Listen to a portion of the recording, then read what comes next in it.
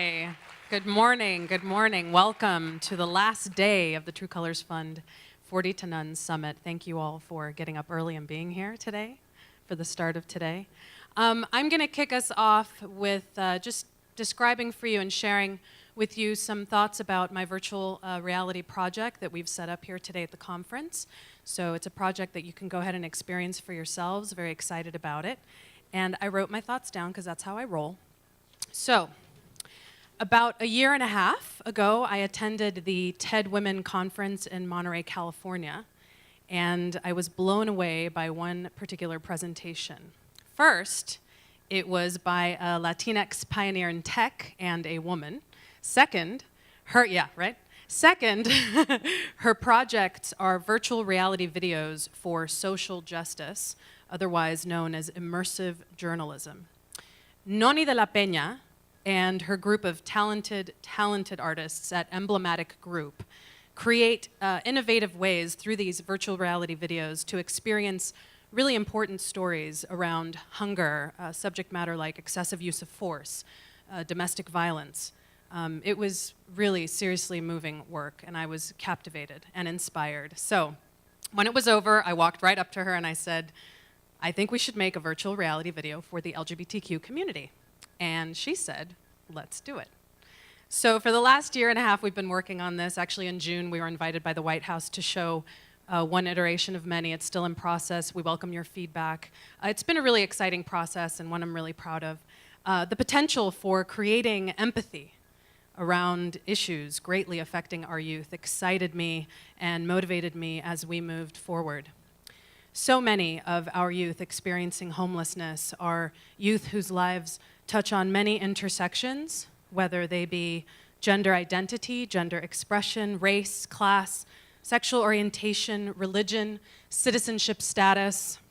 And because of the intersections that exist in my own life, woman, multiracial woman, woman of color, queer, bisexual, Mexican, Irish, American immigrant, and raised by families heavily rooted in Catholicism on both my Mexican and Irish sides, I am deeply, deeply invested in projects that allow our youth's voices to be heard and that support our youth in owning their own complex narratives so that we can show up for them in the ways they need us to.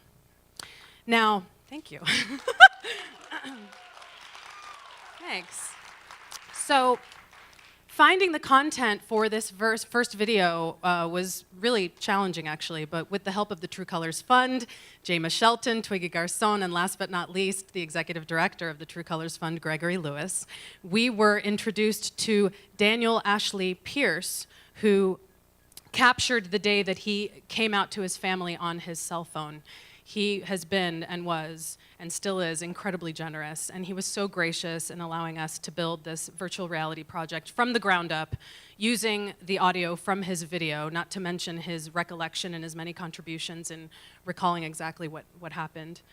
This piece illustrates one way, just one way, that our youth wind up experiencing homelessness. So I want to say thank you to Daniel Ashley Pierce for that contribution. I also want to acknowledge the contributions of 3 LGBTQ youth leaders from the True Colors Fund who also participated in this project by sharing a little bit about themselves and, more importantly, their messages of hope at the end of the video. So make sure that once you see the main content, you wait for their messages of hope, which are beautiful and so much needed. You know, the faces of our LGBTQ youth who are experiencing homelessness are vast.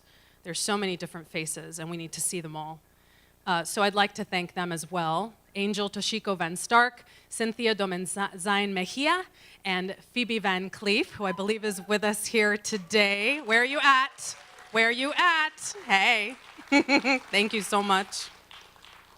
So my intention in creating this project, which could be a series of videos down the road, maybe, hopefully we'll see, is not only to educate and create healthy, productive, and healing civic dialogue in safe spaces, but it is also to create empathy.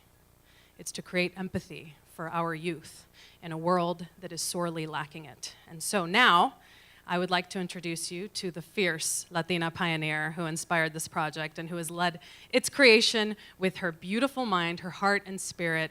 Please join me in giving a warm welcome to Noni de la Peña.